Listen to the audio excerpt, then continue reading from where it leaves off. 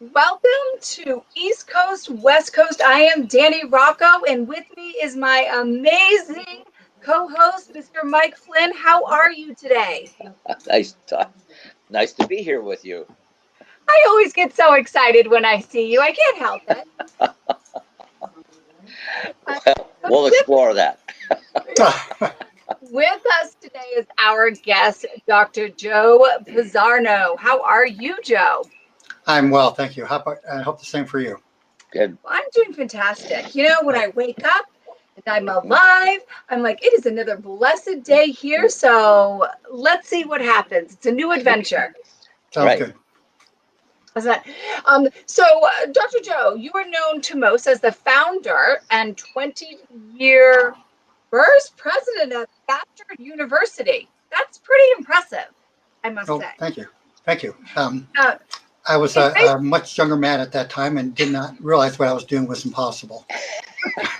That's what's so great, right? When we're a little naive in our youth, it makes amazing things we don't stop ourselves from accomplishing. Yes.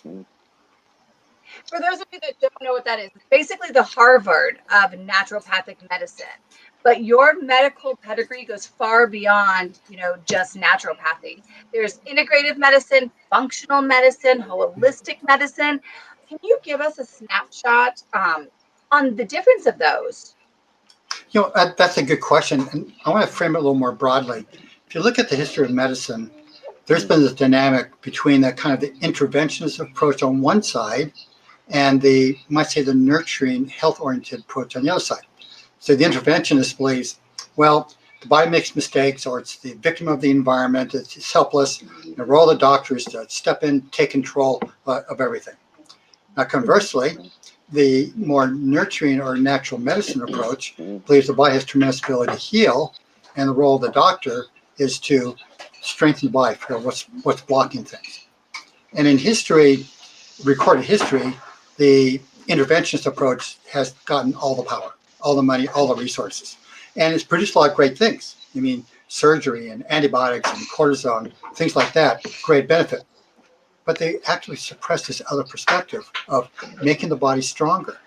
So over 100 years ago, the founders of naturopathic medicine said, if you treat acute disease with drugs rather than dealing with why people are sick and making them healthier, you'll get more chronic disease. And they're proven prescient because right now we have the greater burden of chronic disease in all age groups in recorded human history. So there's been various groups that have said, let's advance this nurturing, this healing side of medicine. And we worked hard at that. And it's been called naturopathic medicine, holistic medicine, integrative medicine, functional medicine, a lot of different names, but they all are kind of on this school of medicine about nurturing and healing rather than just intervention. And I'll go a little further. I hate the term alternative medicine because alternative says it's one or the other. Yeah. But in reality, we need both. We need both to work together. So that's what I'm about. I'm about getting medicine back in balance. Fascinating. Okay, back to the founding of Bastyr. That was back in the 70s. It was an uphill battle against entrenched opposition. Very much so. Can you share a bit about why you wanted to found it and what are the obstacles that you had to overcome? Okay, so Laura, please turn it down. Sorry.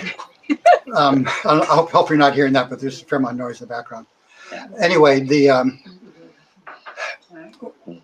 so way back in 1978, when I wanted to start Bastyr, few people realized that only 4 states licensed naturopathic doctors, and it was a felony in 2 states. Okay, and conventional medicine had a felony in 2 states to call yourself a naturopathic doctor. I mean, that's how effective the political bodies were at suppressing this other way of looking at medicine. So the big challenge. So when I want to start the school, I said, well, I've been practicing natural medicine, and boy, we're helping people, and I'm seeing people who conventional medicine weren't successful with. This medicine has to go forward. But at that time, not only were there only 6 states licensed, but there was no modern education, there's no modern research, there's no foundation supporting this. So it was a really, really negative time. So when I wanted to start it, I tried going to foundations, and any foundation that would support anything around healthcare, Well, they have an MD at the head of the committee. So you couldn't get any money. So I was lamenting this one day to my receptionist, and she said, "Oh, that's very frustrating." She mentioned her mother, and her mother said, "Well, we need a school like this. Here's $200. Why don't you start the school with $200?" I started the school with $200. That is amazing. I started medical school with $200. That's a miracle. Again, I didn't realize it was impossible. So the challenge at that time was there are no modern textbooks. There's no research. There's no body of faculty to teach the medicine. There's not a body of students that wanted to go forward with this. So I had to create everything to make it happen. How did it? I mean, What's she playing? long way since it being illegal in states to Where is now she going? becoming more accepting. So Yes. how did you do that? I mean, Great question. So now 23 states license naturopathic doctors. Okay, 4 times as many as when I graduated in Where's 1975. she going? What happened? Well, wow. what happened is that slowly but surely, the people being helped with our medicine got in positions of power. So I'll give you an example here in Washington State. I think it's probably okay because it's public record.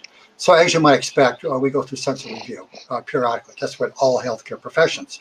And so when we're going through census review, oh God, 20, 30 years ago, while it was still pretty dicey, we went to the Health Service Committee, and of course the Medical Association was there trying to block us from being licensed and going after us in every way possible. And then the chair of the committee stood up and said, "Well, thank you, doctors, and I respect so much what you do, but let me tell you a story." And in the story is my daughter was suffering from severe problems, and she'd been going to the pediatrician, couldn't take care of her, went to specialists, couldn't take care of her. In desperation, we went to a naturopathic doctor. These doctors you're telling us aren't qualified to be doctors. And she went to her, and in a month, my daughter, who'd been having this problem for a year, was cured by this naturopathic doctor. And so, but it doesn't stop there. So my wife was having the same kinds of problems. The gynecologist couldn't take care of it, went to specialist, couldn't take care of it. Well, this time it took the naturopath 2 months to take care of it. So he said, I respect what you're doing, but these people are helping people. They help my own family. We are going to relicense them. And that's where it's happened. State after state, where people who are helped by our doctors went to state legislatures and said, this medicine has validity. We're not anti-conventional medicine, but we are for bringing that balance back into medicine.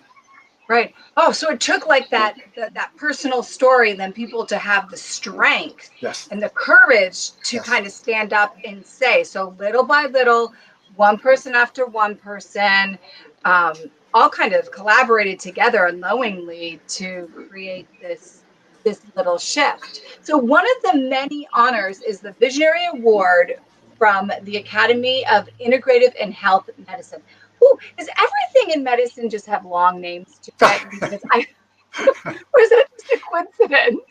Actually, that's a pretty interesting example, because it would be easier for them to say the Institute for Integrative Medicine, for example. Right. But the term medicine always implies intervention. So my friend Amimi Granari, who created that organization, she said we have to have health in there. So that's why it's health medicine. So you want to put in more. Right. They need to give the better description of it. But what is that award? Oh, well, it's nice to receive it. I very much appreciate it. So while I am a naturopathic doctor and I played a major role in reestablishing naturopathic medicine as a valid profession, I've also helped advance integrative medicine. I'm the editor-in-chief of IMCJ, Integrative Medicine Clinicians Journal, which is indexed in PubMed, and it's the most widely read peer-reviewed journal in the field.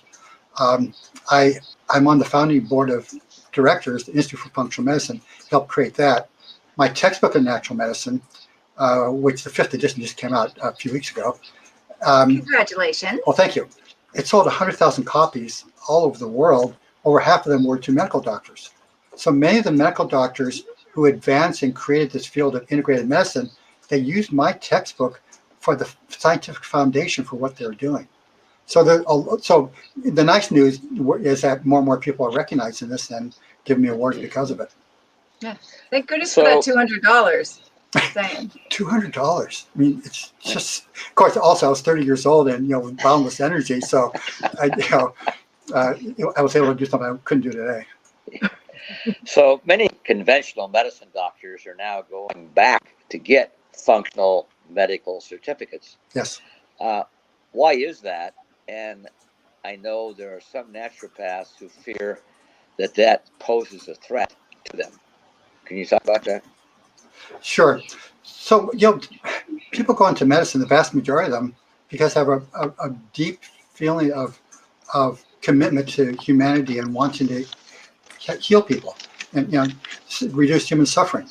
And so when they go into conventional medicine, they learn a lot of skills in certain areas. But as they see patients over time, particularly those with chronic disease, and they realize that the drugs they're giving them only relieve the symptoms, they rarely actually affect the underlying causes of the disease.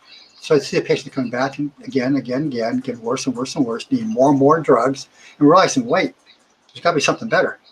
And then they hear about what we're doing, hear about nutrition, and hear about the idea of, well, why don't we help make people stronger and deal with the underlying cause why they're sick? And they realize they're not going to get that education with the conventional routes. So now they have to go to integrative medicine, functional medicine, read my textbook, and things of this nature.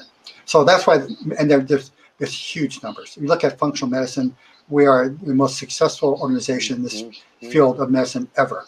All our educational programs are fully subscribed. Now, there are some people in naturopathic medicine who are worried about the competition because, medical doctors have more social support, they've got more insurance coverage, they're parts of healthcare plans, so it's going to be easier for patients to get to them. And that's true, it's unfair. But on the other hand, there are a lot of sick people out there.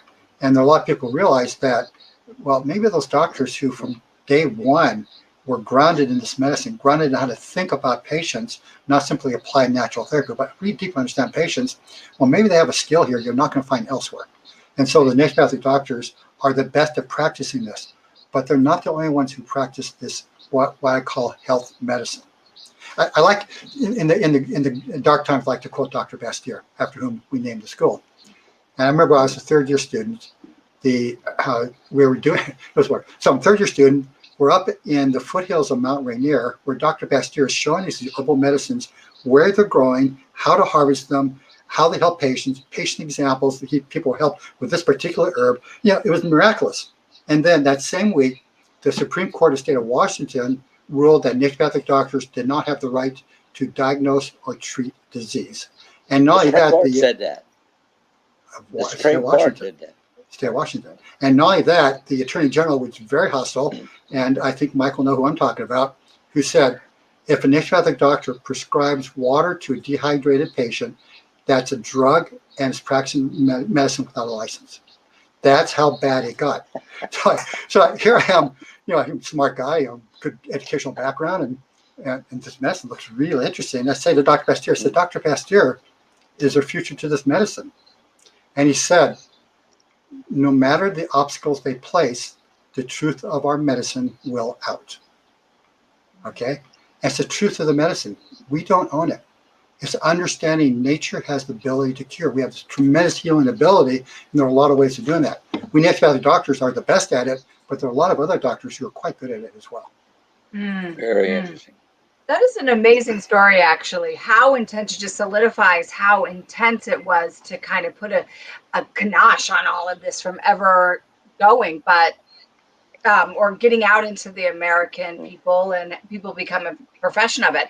You touched on this a little bit before, but I want to go a little deeper, is that there are many states in which naturopaths cannot be licensed to practice. Right? That's accurate. Yes, that's correct. But half the states. And there are many that there are states that are starting. So how do you see that change happening, the progression of it? Well, it's going to keep happening. More and more states will be licensed. I think it'll accelerate. Because the reality is, everybody now knows, yes, conventional medicine does a lot of great things, but we can't afford it anymore. And we're getting so much adverse reactions to drugs, and people are getting more sicker and sicker. So it's now easier to talk to people about the limitations of the strictly drug conventional approach, and realize that there are other ways. So legislation saying, we realize it. when you do Do you something. see a connection in the states that are making it legal, as opposed to a connection that are states that are holding on strong to not letting it be legal?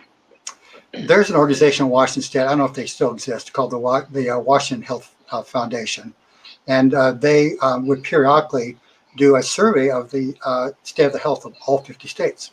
And I don't know why, this is a few years ago, I just reading their latest report came up, I looked at the report and looked, well, here are the 10 healthiest states, and here are the 10 least healthy states. And I was looking, wow, of the 10 healthy states, 8 licensed naturopathic doctors. And the 10 least healthy states, 0 licensed naturopathic doctors. Where do you see that information? The Washington Health Foundation. Okay. Oh, so you see here, Washington State. Okay. They surveyed all states. So I'm looking, well, that's interesting. Now, we don't know cause and effect. Is it Right. states that are healthier are more receptive to this message, or is it states that license us get healthier? Because that's what happens. When states license naturopathic doctors, they get healthier. That's where the story all by itself, those statistics.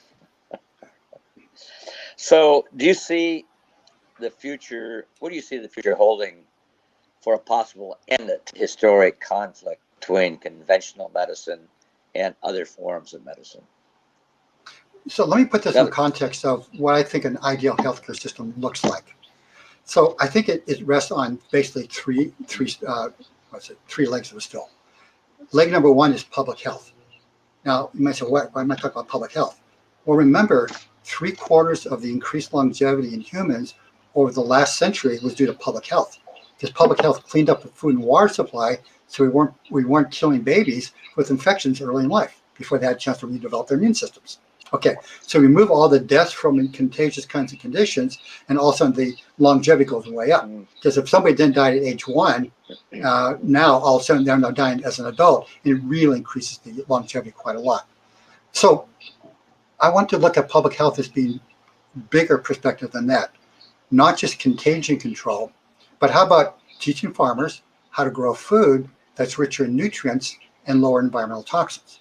So I lecture literally all over the world how environmental toxins have become the primary drivers of chronic disease, and over half those toxins come from our food supply. Okay, so just how public health really embraced this very aggressive position of the foundations of health. The food's got to be nutritious, it's got to be low in toxins. It's not that anymore. The second one is primary care. But the primary care would be more like what you see as a combination of today's naturopathic doctor and a primary care MD. Whereas in the primary care setting, we teach people how to be healthy. Patients come to us because they're sick. Okay, fine. And we use more natural therapies. But in that context, rather than quick diagnosis, treat, give them a drug, spend a little more time saying, now, why did you get sick? What's going on? Is your diet not quite good enough? Be exposed to toxins? Do you have a lot of stress in your life? What's going on? And let's deal with that. Let's make you healthier. And then the third leg is, you might say, what we see with the specialists now in conventional medicine, where now the disease has progressed so far, or the body's been overwhelmed, or we don't know a way of dealing with it. Well, now that's where those drug and those high-tech interventions, that's where they're now more important.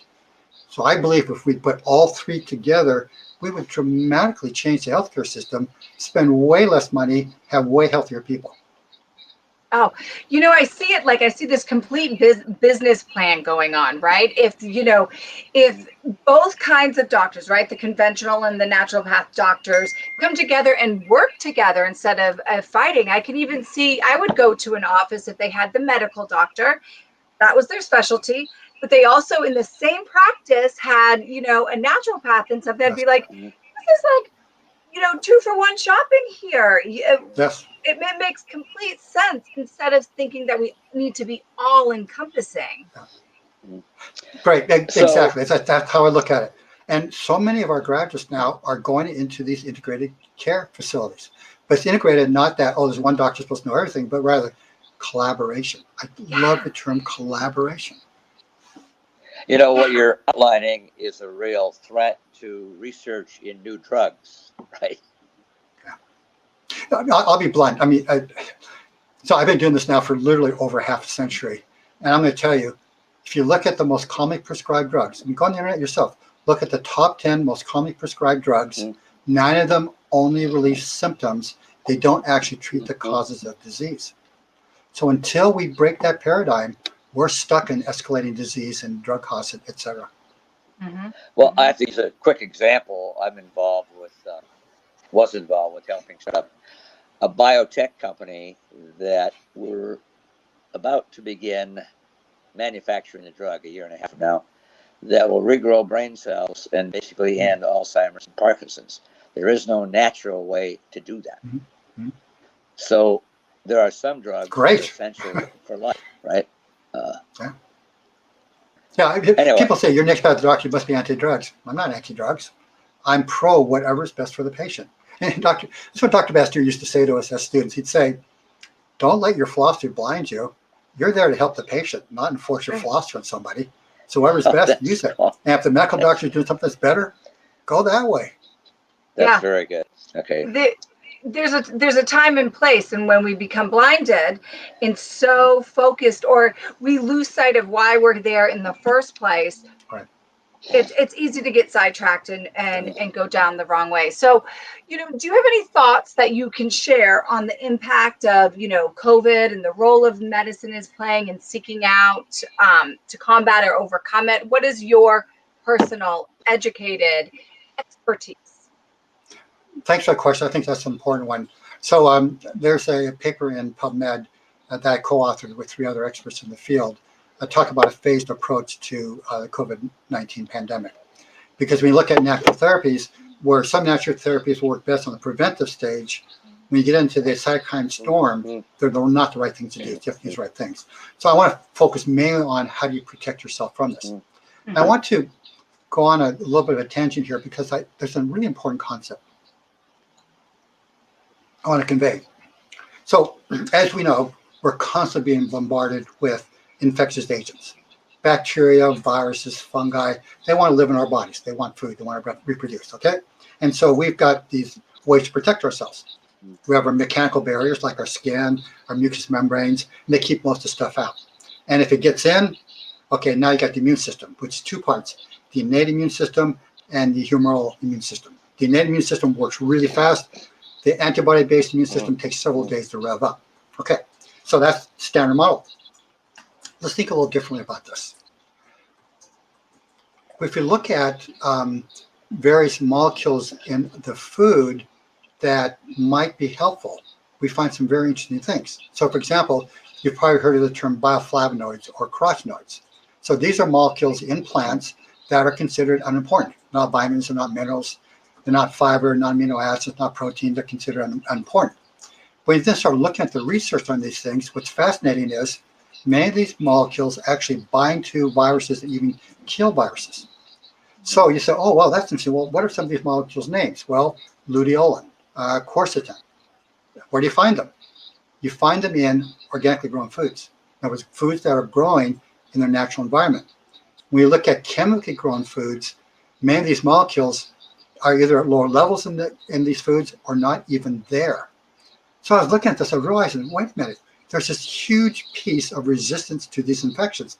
So not only do you need all the vitamins and minerals for your immune system to work properly and for your mucous membranes to work properly, but think about all those things being in your blood because you're eating foods rich in them.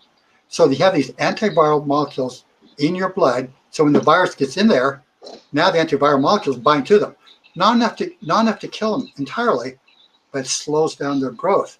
That gives the immune system more time to rev up. You give the immune system an extra half day or a day to get ready for these things, oh, it just knocks them out real easily, really fast. So that's my perspective is real food. And real food means it has to be organically grown. And the more you do that, the more you put these molecules into your body that the plants have. So why do the plants have antiviral, antibacterial, antimicrobial, anti-cancer, antioxidant, all these molecules? Why do they have all these molecules? To protect themselves from exactly the same problems we have. So let's put those molecules in our bodies and protect ourselves. We've decided that only 50 to maybe 100, if you want to read broad, but mainly we've decided 50 molecules in food are important. Everything else is not important. The vitamins, minerals, amino acids. There are 50,000 of these molecules in food. And so we throw away 99.9% of the molecules in food, decide they're not important. When we start looking at these molecules we're throwing away because of chemical growing of foods, it turns out they have huge impacts on human health. So how do you deal with the need to make people more aware of what you're talking about so there's educated instead of following an audience? That's In why I other love words, people like you and Danny, because that's your job. My job is to figure it out. Your job is to tell everybody. Okay. Know what your line is, right? Know your lane that you're Yeah. lane Yeah. that you're in. But when I'm listening to you talk, Dr. Joe, like this is precisely a belief of like everything's perfectly placed. There are no mistakes in this whole circle of life that we have. We cannot pick and choose what is important and what is not. It's been working for millions and millions of years. Let's not overthink the process. Yes. Let's add to the thinking of the process, right? Yes. Add, not take away as we go through this. Yes. Exactly. And that's the big problem with drugs. On the one hand, they can be really useful and fairly straightforward, like an antibiotic. Of course, way overused now. Okay, that's pretty obvious use. But so many of the drugs, what people don't realize, drugs are primarily enzyme poisons. They're poisoning the enzyme in the body that's producing these inflammatory molecules. Okay, well, there's two big problems with that. Number one is those enzymes do a lot of things in the body, not just produce one particular form of molecule you don't happen to like. And the second is the drugs don't only poison that one enzyme, they poison a bunch of things in the body as well.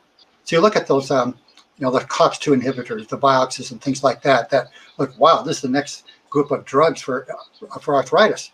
Well, then 100,000 people died from them, from cardiovascular disease, because the drugs were doing all these other problems. And yeah, Yeah, the joints may have felt better, but you actually made the body worse, made it sicker.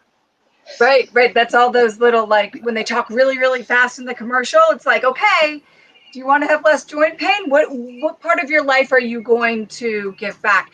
Before we close up, I do want to ask about there's, and this might be a really heavy loaded question that I'm going to ask, but antibiotics, they are constantly giving you shots against, there's the flu shot and all of these things. I have my personal opinion on it. I would just like your professional opinion on pros, cons, or just even just your opinion on that. Let me give you a quick patient story. Young woman came to see me, 18 years old, ulcer colitis, scheduled to have her intestines removed because all the drugs had failed her. Eventually failed her. One drug after another got worse and worse. So I took her case history, and she had developed ulcer colitis by age 14. But I dug more deeply. At age 9, she was having chronic urinary tract infections, so she was put on daily antibiotics. By age 11, she had a lot of gastrointestinal upset. By age 14, ulcer colitis, very, very severe disease. Tried the drug approach, didn't work. So I took my more natural approach. I took that, well, let's get healthy bacteria back in your gut, give you food allergies, heal the gut, and maybe about 1/3 improve. And then one day she said to me, I appreciate what you're doing, but I want to do more. And I read on the internet about fecal transplants. What do you think? I said, well, I think it's actually probably a good idea, but at this point, the legality of it is not clear. And so I can't risk my license on it, but I'm happy to be a resource for you. So she does it, gets from her dad's fecal material, does the fecal, injects it into her rectum, and her symptoms get way, way better on one treatment. And now she's starting to decrease her drug use and decides to do one more time, all her symptoms are gone. So within 2 months of the fecal transplant, her ulcerative colitis that she suffered for many years, the drugs are failing, we're now scheduled to get surgery for, it cleared up because we reestablished the right bacteria in her gut, and that took care of the problem. And she got the wrong bacteria in her gut because of all those antibiotics. Right. And the last thing she said to me, hopefully you're not going to have to cut this from the screen. Last thing she said to me, she says, now my farts smell like my dad's. But isn't that interesting? Because remember, the gas is all those molecules coming out of your body and putting the right bacteria in your body changed what was happening. And she actually could smell it as well as feel it. I thought that was pretty interesting. That is pretty interesting. So what about all this? So I get one more thing, and then I'm going to let you go because we have 30 seconds left, and I'm going to use all this time. You're fascinating me. Antibacterial, So like or like all those gels. I'm terrified. I'm just gonna put it out there. I'm terrified to use them because I'm like, my bacteria is so good. And yes, I wash my hands, like that's how I clean myself. But I'm scared to use those chemicals because I'm scared they're gonna take everything good that my body is using to protect myself with. Yes, full agreement. We don't use any of those things. I mean, this fear mentality that's eroding our nation is just terrible. We have these incredible immune systems. I mean, most people don't realize that for every person with an antibody against COVID-19, or SARS-CoV-2, twice as many people have activated T cells against them. What that means to me is the innate immune system was so able to get rid of these things, they never even had to activate the more powerful immune system. The body just got rid of it just fine. We have these great immune systems. Stop putting all these chemicals around us to kill the bacteria that we can get rid of it easily anyway. It doesn't make sense. And these things are toxic. Mm. You're speaking my jam, Dr. Joe. Okay. You're speaking my jam. Great. Mike, do you have Well, any last comments or yeah, questions for yeah. Dr. Joe? I just wanted to share with Joe. You experienced why Danny is the star of the show, and you performed very well today with her. Thank you. Well, I wouldn't undercut what you're saying either. You're great interviewer, Mike, and I've loved our conversations. Yeah. Oh, Dr. Joe, thank you so much. Any last final words of wisdom that you can share with us? Because you have given so much thought and opened up the minds to so many different concepts here in this short time. Well, thank you. I just want to remind everybody, our bodies have remarkable abilities to be healthy. The natural state of things is to be healthy, not to expect disease as you get older. And if indeed something's going wrong in your body, figure out why. And almost always it's either a lack of a nutrient a person needs or it's a toxin they're being exposed to. Yes, there's genetics, but genetics account for at most 15% of disease. 85% of disease is under our control. Okay, so we need to help people understand that. And it's hard for single individuals to do it. We must change the whole world to be thinking differently about this. Create the environment that promotes health rather than the environment we have right now, which is promoting ill health, promoting disease. Yeah. We can fix that. I'm right with you. Thank you so much. Good. Thanks, Joe. Great, thanks. All right. And for everybody else there watching, if you have questions, put it in the comments. We will respond. I will find the answer if I don't know. And until the next time that the East Coast and the West Coast collide, take care, everyone. Thanks.